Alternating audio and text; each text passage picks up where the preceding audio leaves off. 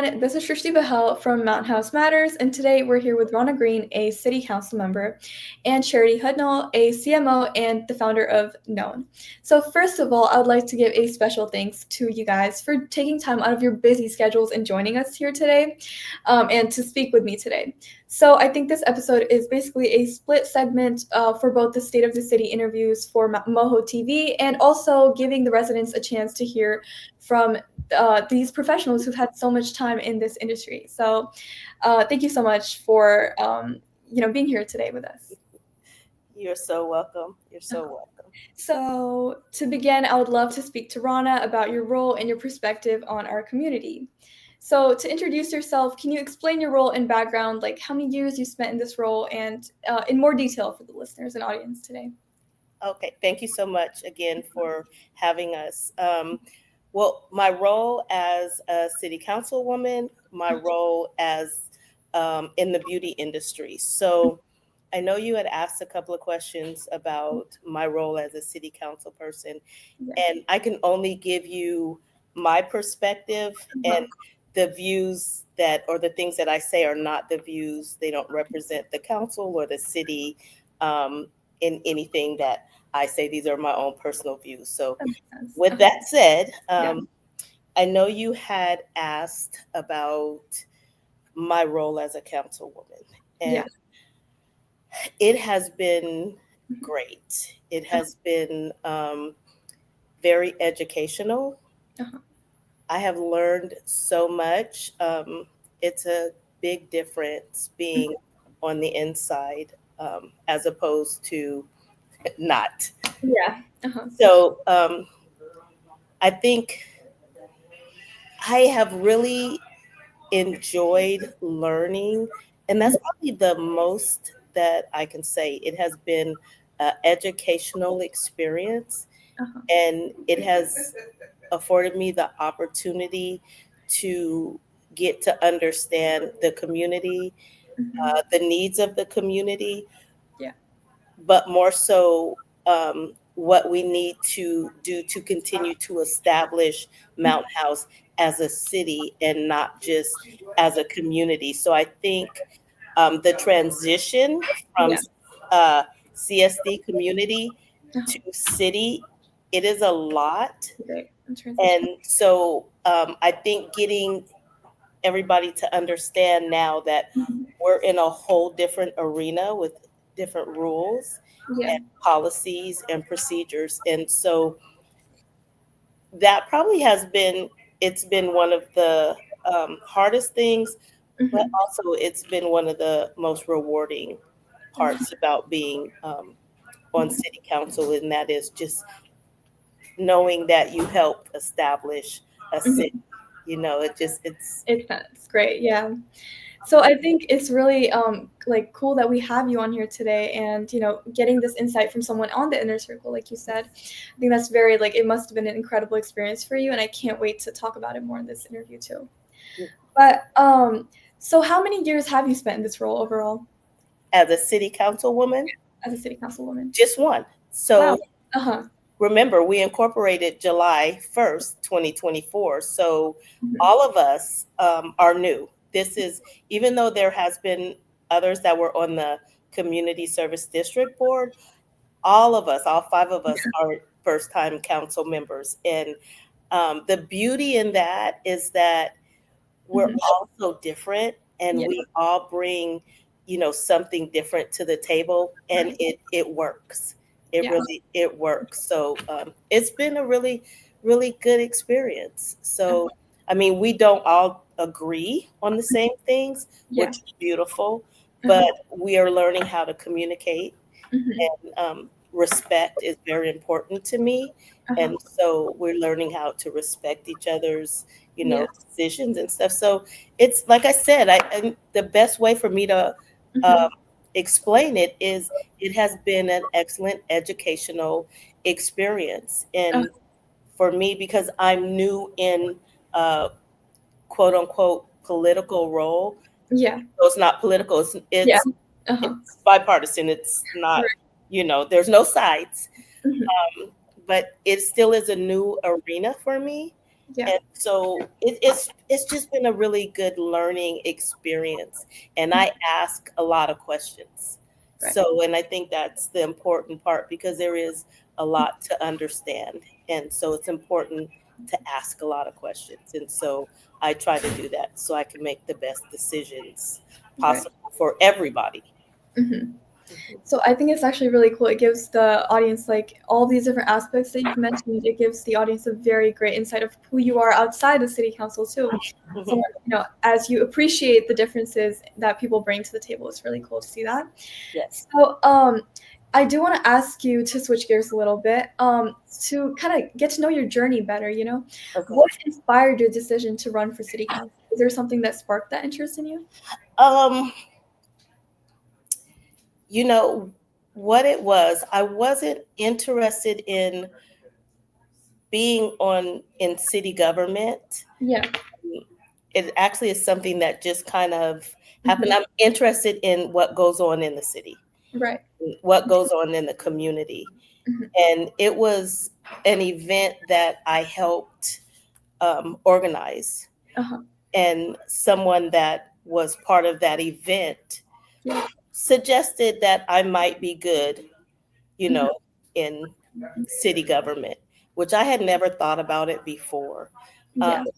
but I felt like when we decided to become a city Hmm. and, we had to vote on whether we should or we shouldn't, Yeah. I felt like I had a responsibility to myself and to other community members to make sure that we made prudent decisions going forward to Mhm. help us be successful. And I felt the only way that I can really do that is if I was a participant. And so that was my decision Mhm. to run for council. So I can play a role, Yeah. and not just sit back Mhm. but participate in the direction that I felt Yeah. for me we can go and Mhm. really be successful as a city. And I think we're on a good track. I do agree too, and I think it's very fascinating to see how your journey, led you to this point. Something Mhm, very unexpected, but it did come, and it's great. mhm. But for just a quick follow up that I had for you is that Mountain House United has organized events like Martin Luther King Day and many other celebrations too. So how do you see these community efforts shaping our city's identity from your perspective? So that is an interesting question, Yeah. um, because I've worked with Mountain House United on Yeah. all of those events. Right. So um, Hmm. the reason why I got involved with Mountain House United is because I believed in the vision Right. for Mountain House to be united. And Mhm. so that's why I worked with them on putting together the MLK event and the Cesar Chavez Right. event. So, and it's such a great honor. Uh-huh. And I really wish people could understand Yeah. that we have so much more in common Yeah. and then we don't, right?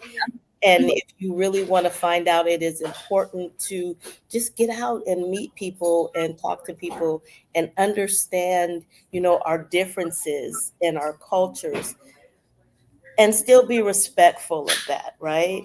Yeah. So the I mean, all of them were great. We did, I think probably my favorite one was Mhm. when we commemorated the 60th anniversary on the Mhm. March on Selma, and we did the march over then the bridge to nowhere because it was still closed at the time. Mhm. Yeah. They allowed us to march up that bridge. And then at the top of the bridge, we had all these youth giving absolutely phenomenal speeches. And Right. then we marched back down, arm in arm, Yeah. united as a community. And Mhm. I mean, that's the vision that I Mhm. have for the community. And, above all, it's about respect. Uh-huh. So I am definitely for these type of events, Mhm. the different cultures and the communities together, and just like with us on Mhm. council, we don't always agree, Yeah. but we try to understand, And that's what's important, communication. I think that is definitely very important, and communication is definitely something that, like I see in the way that you talked about your role. And I think it's very cool the way that you answered this question and shaped your answer, because it gave me the feeling like I was there in that moment, and it was really cool. Oh, thank you. Of course. Yeah. So I do have a couple more questions that I'd like to ask you about the state of the city. Mm-hmm. So, as Mountain House enters its second year as a city, what are some priorities that you are focused on for this community's growth? Mm-hmm. My priorities pretty much have been the same, and a lot of it goes back to what we've already discussed: is community, Yeah. community, and making the best decisions to move the community forward. Mhm. One of my interests Yeah. and one of the things that I ran on is Mhm. I was very concerned about, and still am, Yeah. um, our water situation. So that is something that I'm going to continue to look into, continue to follow up on. Uh-huh. We have a great staff. They have made leaps and bounds, and I think we're going in a great direction. But that Uh-huh. was something that I was very, very concerned about Right. as a city, just making sure that we have sufficient resources Uh-huh. so that in case of emergency, everybody is taken care of. And then we have a really good strategic plan. So, and we've been operating off of our strategic plan, and Mhm. that's one of the priorities. And then just getting information, proper information Yeah. out to the community Mhm. about things that are going on. And they have set up contacts where you can look on the website and you can find anything that you want Uh-huh. to get information out. Like today, the phones went down and they immediately put messages out on all social media platforms to the community to let them know what's going on. So the engagement with the community is very, very important, because people, Mhm. they use social media to ask questions. And so we want to make sure that they get the proper information. And that's important. I think in all of your answers, I'm seeing this theme of unity, respect, and like engagement, and I think that's really cool. And that just shows us again like how great of members we have in our city council, and just lets the residents feel a closer sense Mhm, of with these members that represent us. mhm. So as for like to kind of transition into the second part of this interview, I do want to ask everyone here, so Charity too, is there any pieces of advice that you guys would like to give the youth that you guys would wish that you heard earlier on in your careers? So we can take turns, so Ronna can go first too. And then, Wow. I really thought about this, and I yeah. think one of the things that I would tell Mhm. someone or my younger self Yeah. is to be careful um, with dream catchers. Uh-huh. And so that means when you have a dream or a vision for your life, Yeah. there's always going to be somebody that tries to come and take Mhm. that dream from you, dream snatchers, right? And so I would caution the Yeah. young people to don't allow your dreams, your visions, your goals to Mhm. be taken by negativity or that's not going to work. So I Yeah. wish when I was younger, I Mhm. had someone that can say, just Mhm. close everybody out, you Yeah. know, follow your dreams, follow your visions. You Mhm. can do it. There's always going to be somebody there that can help you get to where you need to go, right? Right. And opportunities are always there. And there's going to be somebody that's going to support that. But to just really be careful of allowing people to deter you from following that. I think that's a great piece of advice for the youth, and that's something very unique and creative. I think that brings like a whole new perspective that people haven't thought about in terms of advice. It's not generic at all. I think that's very like I appreciate that answer a lot. Thank So you. to move on to Charity, we haven't been able to properly introduce you yet, but I did want to ask you this question before we just got started with your interview too. Yeah, sure. I mean, I absolutely agree. You have to have your own dreams, and really have that purpose to fulfill those dreams. Uh-huh. I also think that if I was going to go back and talk to my younger self, I would tell myself to push myself a little bit to build more relationships, and especially today after the pandemic and with all of our digital devices, Yeah. and social media, we tend to hide behind that a little bit. And I do think relationship building is important, but relationship building, to Rana's point, with the right people is what you really want. You want those that are going to support you, those that have been there and done that, those that are going to actually give you the right, snackable pieces of Yeah. advice that you can actually use and apply. But I know that pushing yourself to meet new people and pushing yourself to get out to maybe events or things that you wouldn't normally attend is kind of hard to do. But taking that step, I promise you, there's going to be somebody out there that you didn't realize has a connection that you needed, that had some advice that you needed, that may be the next person that's going to fund your idea. Building those relationships is absolutely key. And I do wish I would have started that earlier on. I learned that kind of later in my career. And now I'm in the place where I'm the one that wants to help support others. And I can see how important it is, where I wish they would, others would reach out to me and tell me about their dreams, and tell me about their aspirations and ask me for advice, because I'm so open to giving it. And there's so many people out there that are. I think, again, without even, a proper introduction, I think your advice just tells us so much about who you are as a person and what a giving person you are, and like that you like to give back to people. And that's just beautiful too. I think, to put your answers together, it's just, it aligns crazy, and it's really cool to see that. So, Ronna, we will get back with one last question towards the end of this interview, but I would love to ask Charity a couple questions about her journey. Absolutely. Yes. So, yeah. So Charity, you have built a career as a CMO and author, and also founder of Known. So can you share your journey and what inspired this philosophy of, leading with purpose and faith? Absolutely. So my path wasn't a straight path. I was studying administration of justice. Never knew that I would enter into marketing. I found out, somewhere in college that administration of justice wasn't the path for me. And I started off at a company where I was a receptionist, and but I had a minor in graphic design, and then we had somebody on the design team in our company that left. We were in a lurch, and we had clients coming in. We needed to put together an advertising campaign, and they asked me if I would help. And that was really the start and the catapult into my marketing career.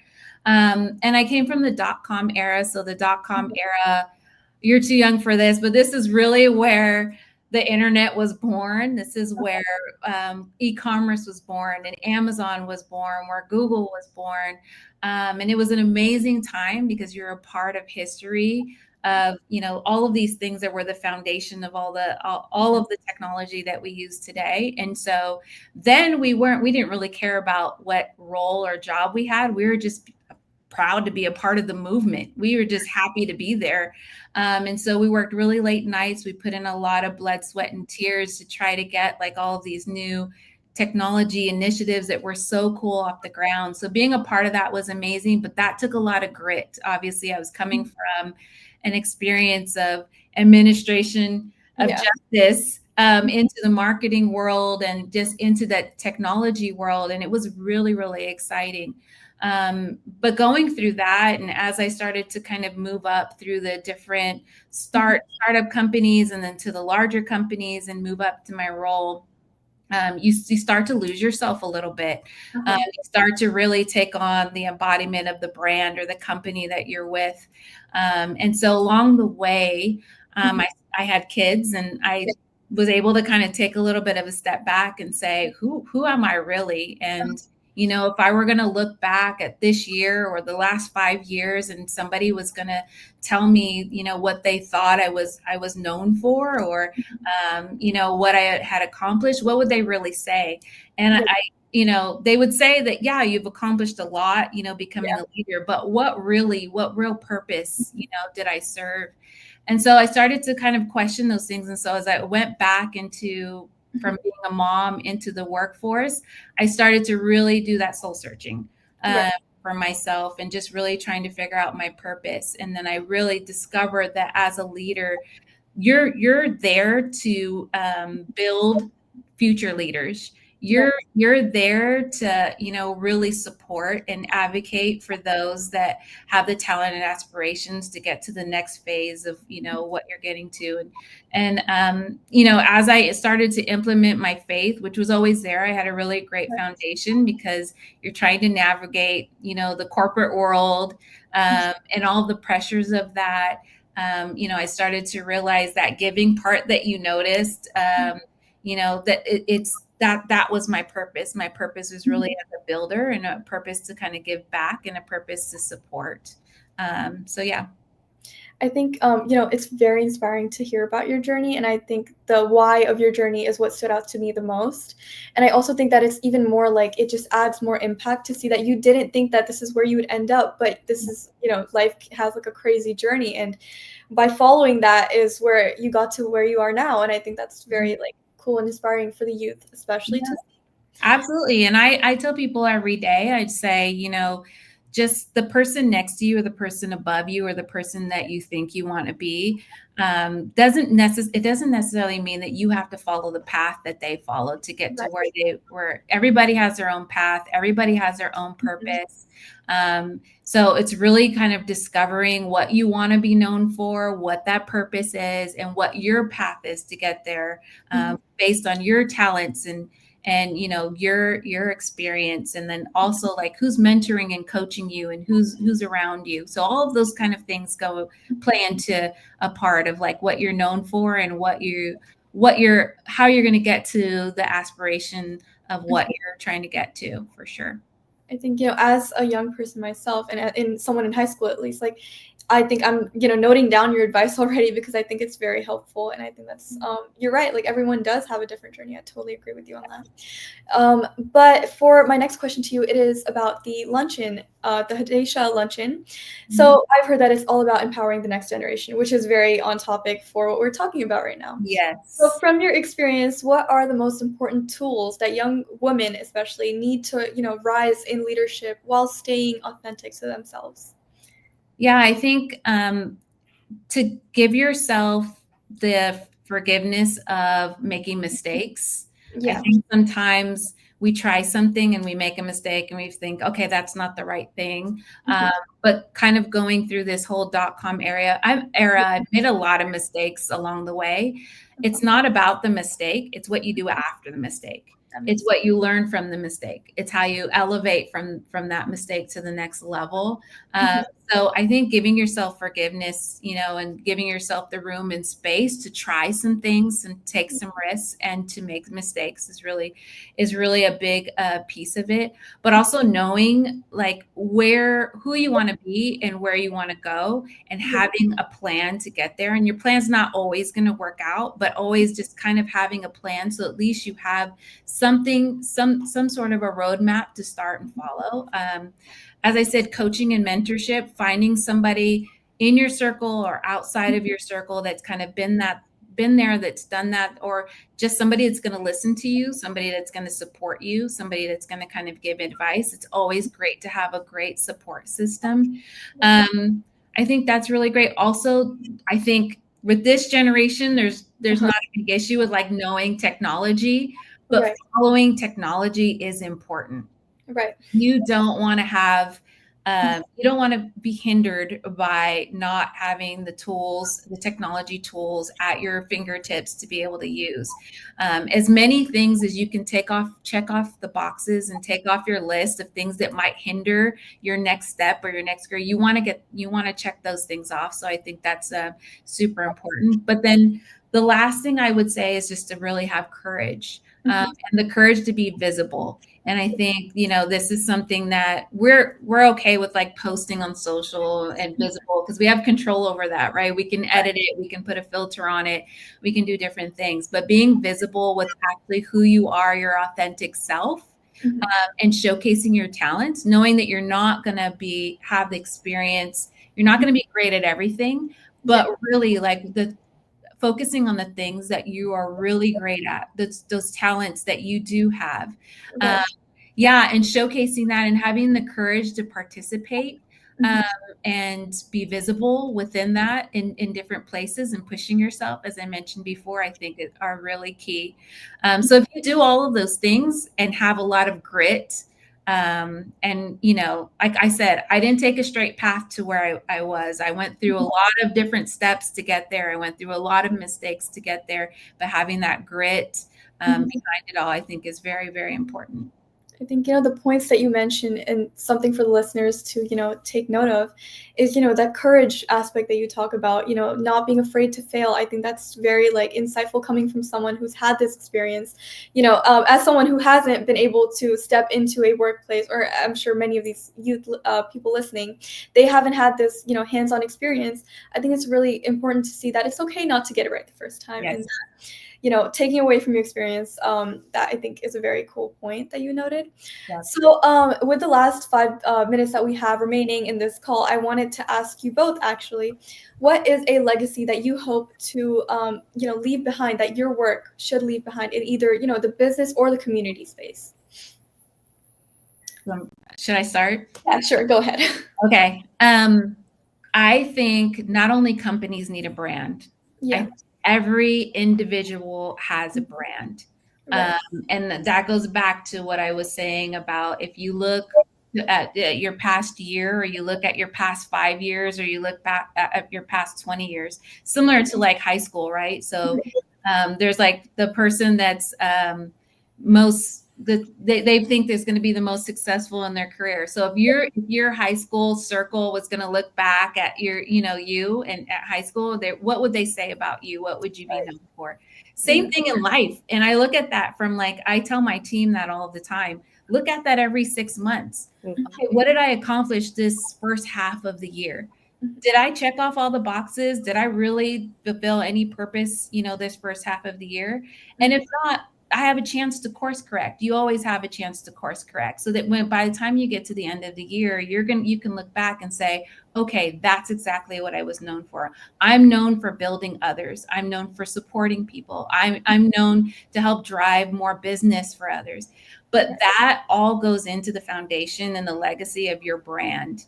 And I think those are some of the key pieces. So as an individual, as a community, as far as Mountain House goes, as a business, as a mother, your legacy is really the things that you want to be known for. And I do think everybody needs to take a few minutes to just sit down and say, what are those key things? And then what am I doing to get there? I think that is like a very creative approach to that answer. I've never heard that before, and I think that's very helpful. Like, I think that's very cool too. And the high school part just really connected and like resonated with me, and I'm sure with many others too.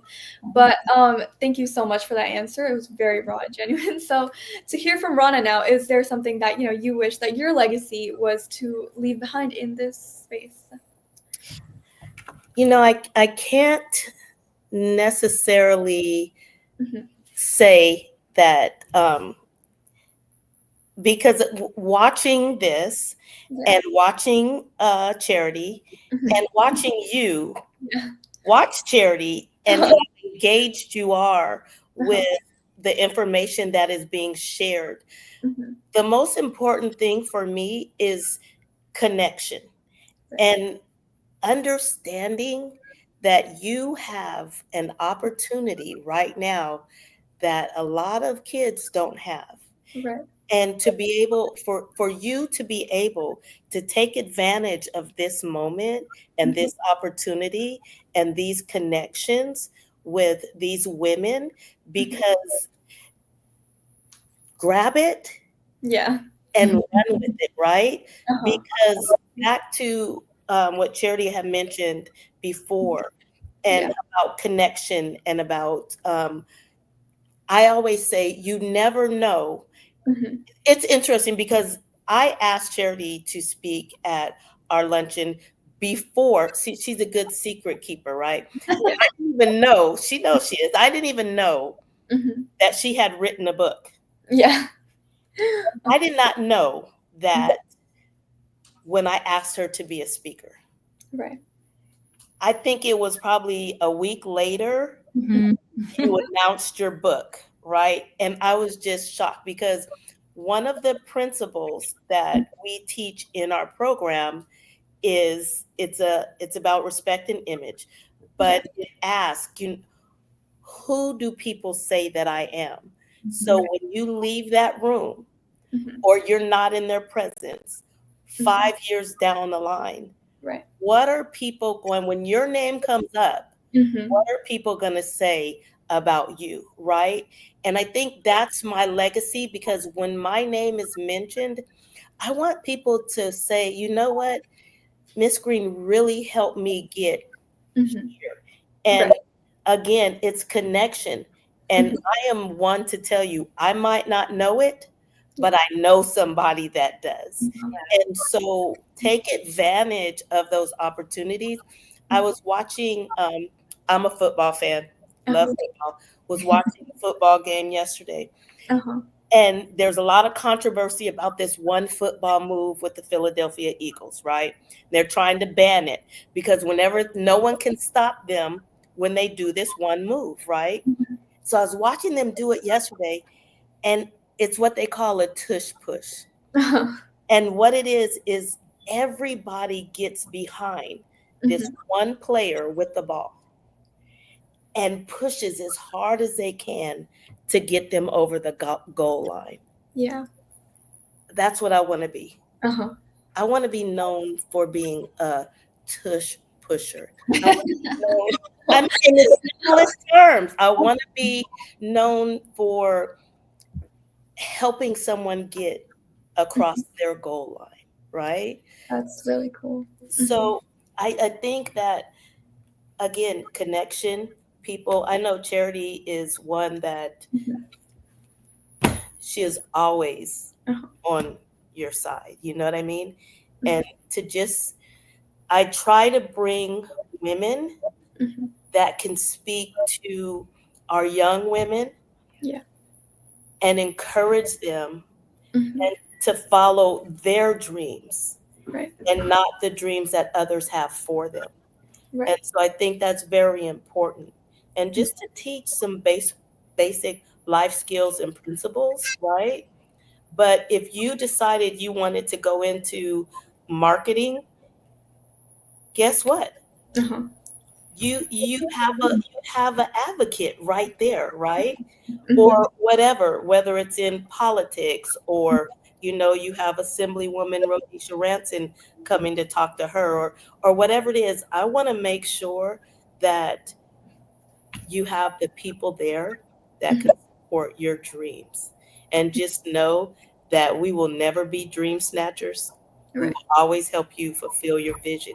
And that's what I think, that's what I want to be known for.